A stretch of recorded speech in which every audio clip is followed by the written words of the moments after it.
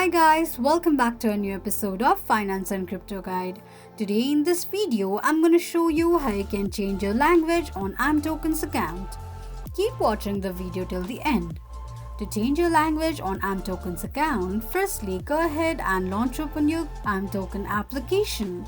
The home page of ImToken application will appear on the screen. Click on My Profile option at the bottom right corner of the page. On the next page, click on Settings option. You will end up on the settings page of your ImToken's account. Tap on Languages. Choose any language that you prefer and tap on it. This is how you can change language on ImToken's account quickly and easily just in few steps. If you have any thoughts or queries, let us know in the comments section. Don't forget to subscribe to our channel.